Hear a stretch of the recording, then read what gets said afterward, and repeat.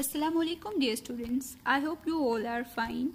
Today we will study the subunit of unit number 3 which is titled as Leisure of Oxford Modern English for class 4. Leisure means a time to relax and take rest. मतलब फुर्सत या फिर फारिग वक्त. This poem is written by William H. Davies, who was born in the year 1871. He wrote many poems and he also wrote a story about his own life. The book is called The Autobiography of a Supertramp. In this poem, the poet says we should not be so busy in life that we have no time to see the beautiful things around us. Beauty is spoken of as a person. She glances and dances with her beautiful feet and she smiles. In this poem, the poet is telling us about our hectic and busy life. We have no time to admire the nature around us. Even we cannot spare a few moments to stand under the branches of green trees and enjoy the beautiful shades of the trees. William H. Davies died in the year 1940. Let's have a look at words to know first. The first one is bough, a branch. Bough is a main branch of a tree, matlab shakh. The second one is broad, full, open. Broad means wide in range, matlab wasi. The next one is care, a worry, something that takes all our attention and causes us to worry. Care means maintenance, matlab hifazat karna. The next one is enrich, to make rich, to improve the quality of something. Enrich means to make better, matlab miyari banana. The next one is glance, a quick look. Glance means to look at someone or something very quickly, matlab nazar. The next one is stare, to look directly at something for a long time. Stare matlab ghurte rehna. Now come towards reading and explanation of our poem. What is this life if full of care? देखभाल से भरी हो तो ये जिंदगी क्या है? We have no time to stand and stare. हमारे पास खड़े होने और देखने के लिए वक्त नहीं है. No time to stand beneath the boughs. शाखों के नीचे खड़े होने के लिए वक्त नहीं है. And stare as long as sheep or cows. और ना ही देखने के लिए जितनी देर भेड़ या फिर गाय देखती हैं. No time to see when woods we pass. देखने के लिए वक्त नहीं है जब हम जंगल से गुजरते हैं.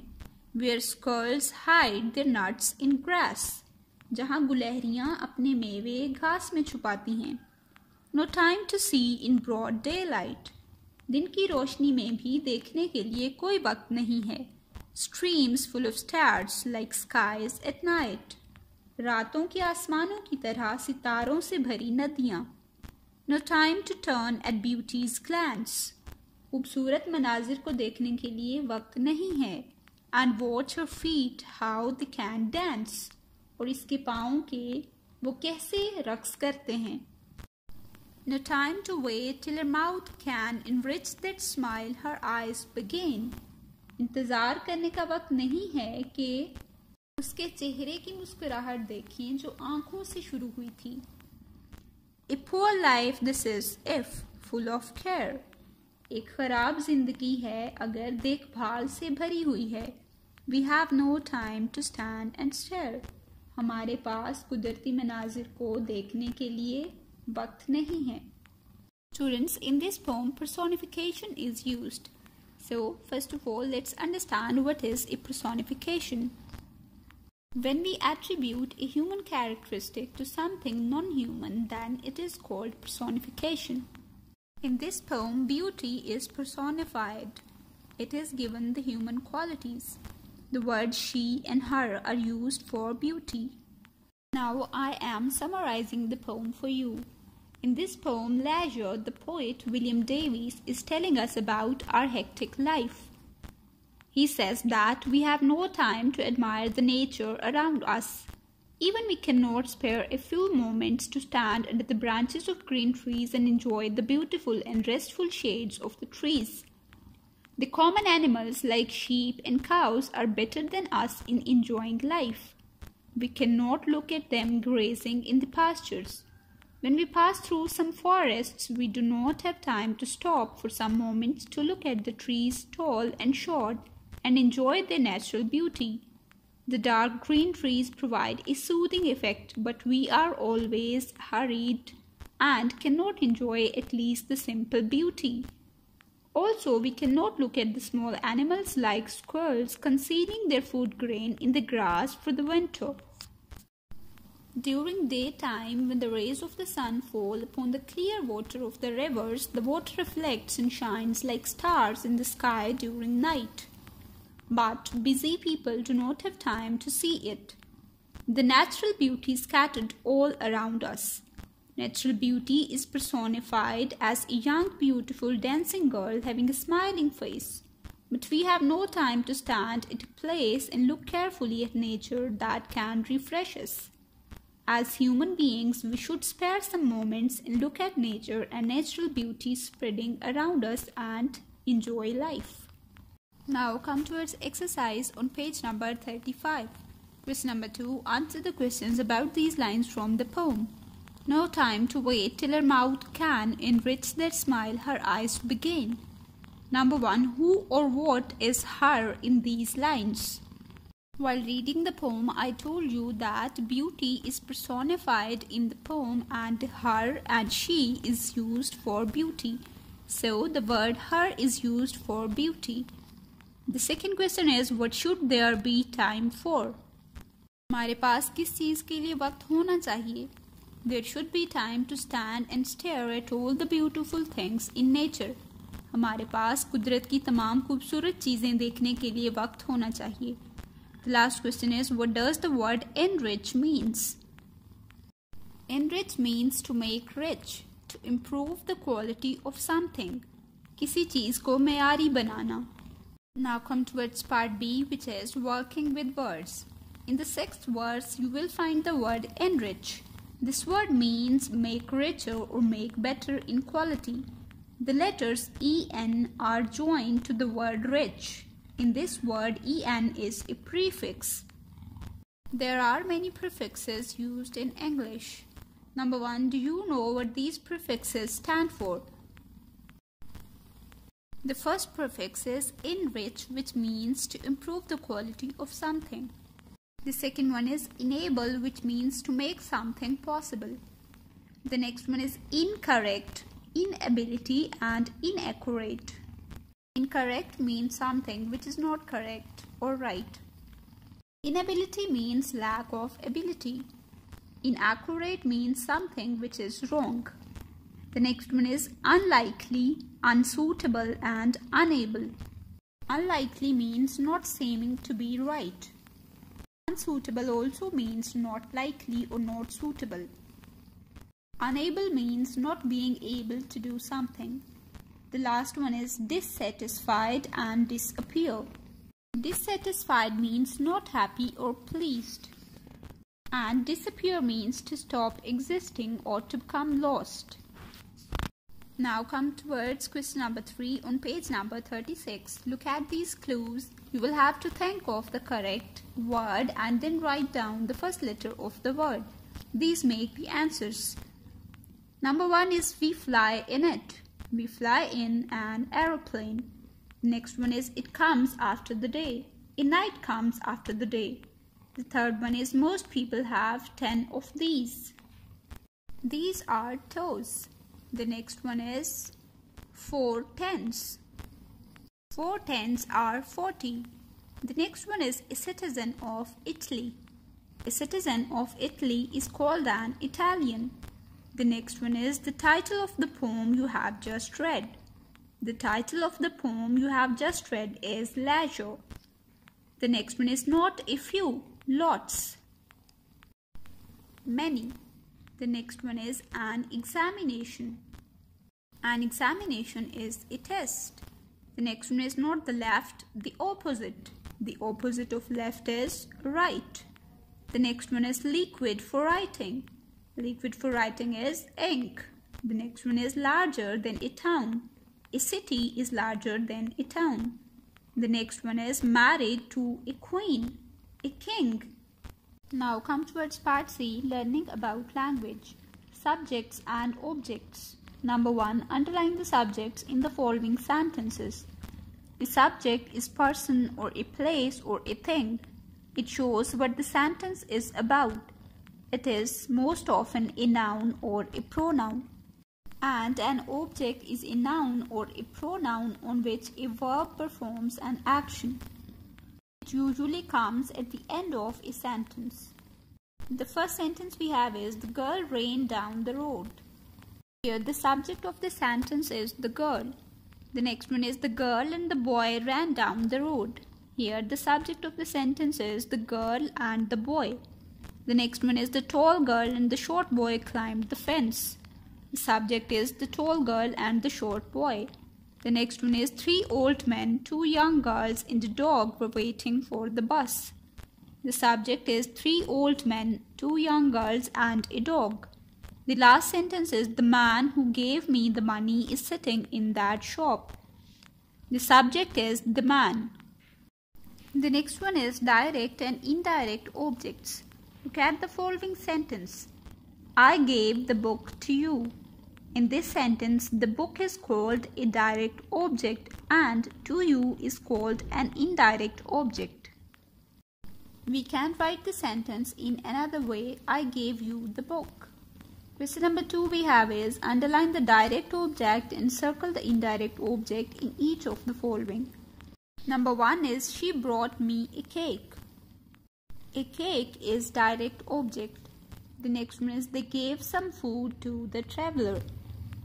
Food is direct object in this sentence. The next one is, I sang a song to her. In this sentence, a song is direct object and to her is indirect object. The last one is, the teacher showed the class a video.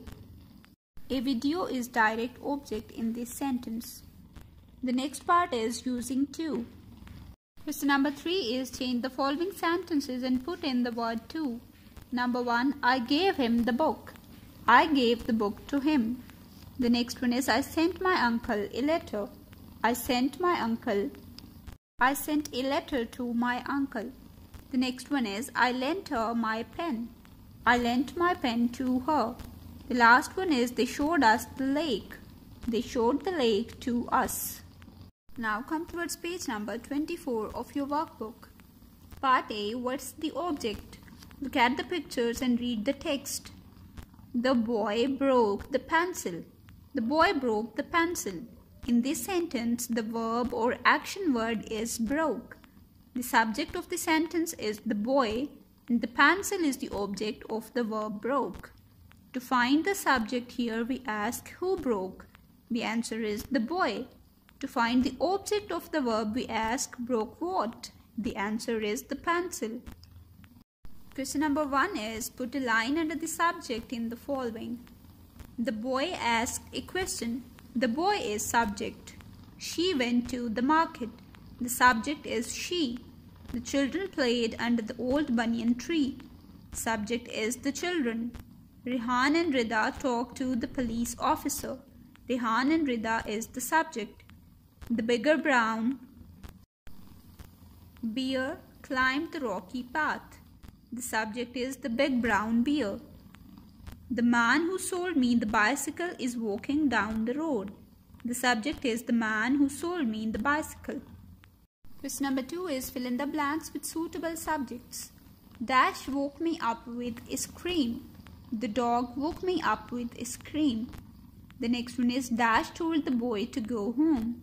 The teacher told the boy to go home. Dash gave the beggar a coin. The man gave the beggar a coin. Dash is looking out of the window. Sarah is looking out of the window. Dash found the treasure chest. Ali found the treasure chest. Now come towards part B. Who did what to whom? Number 1. Read and talk about the sentences below. The car hit the tree. We can ask the question, what did the car hit? The answer is the tree. The tree is the direct object of the verb hit. Question number 2 is, underline all the direct objects in the following sentences. Number 1. My father sang a song. The direct object in this sentence is a song. The children danced a jig. A A jig is direct object.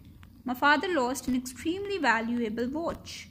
An extremely valuable watch is the direct object in this sentence. The next one is my mother found a 100-rupee note.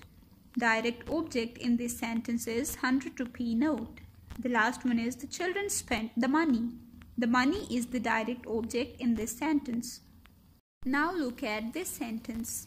My father gave the book to me. Here the subject is my father. The verb is gave. The direct object is the book and the indirect object is me.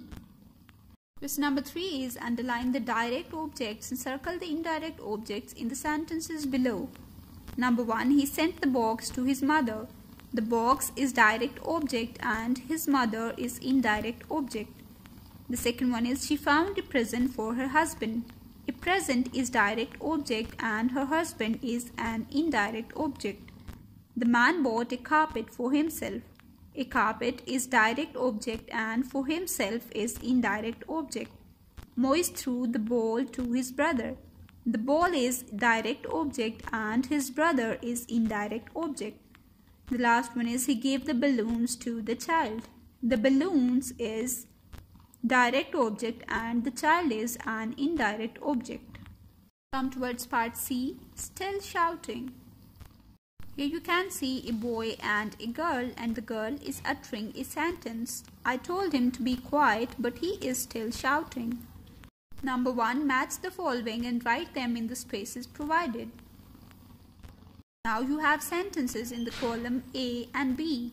The first sentence is I told him to get up, but he is still lying down. The next one is I told him to come quickly, but he still hasn't arrived. The next one is I told him to fix the car, but he still hasn't fixed it.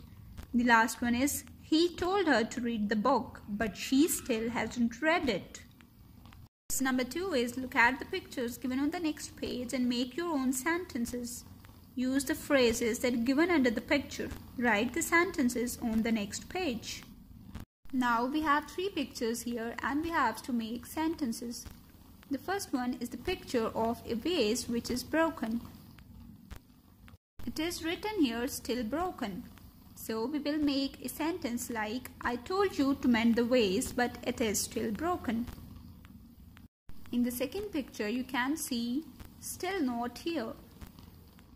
So we will make a sentence like I have been waiting for half an hour but the bus is still not here. In the last picture it is written still talking. I want to use the phone but she is still talking. Come towards part B, better or worse. Here are 3 dogs, Tommy, Shabby and Jerry. Tommy is big, Shabby is bigger and Jerry is the biggest. We can compare adjectives by adding ER or EST. Here are some spelling rules to follow when we add ER or EST. Think of other examples for 1 to 5 below. Number 1, no change, cold, colder and coldest. Number 2, drop the last E with words wide, wider, widest. Number 3, change the Y to I, tiny, tinier and tiniest. Number 4, double the last letter, fit, fitter and fittest. Number 5, use more and most, exciting, more exciting and most exciting. Number 6, irregular, good, better and best, far, further, furthest, bad, worst, worst, many, more and most. Now come towards page number 28. Number 1, try doing these. Number 1, heavy, heavy, heavier, heaviest, broad, broader, broadest, fine, finer and finest, lazy, lazier and laziest, fat, fatter and fattest. The last one is curious, more curious and most curious. Come towards part E now, bigger and better. Number 1, write sentences of your own using the adjectives below. Here you can see pictures of 2 houses. Now we have to compare them by using the adjectives given here. The first sentence is the first house is bigger than the second one.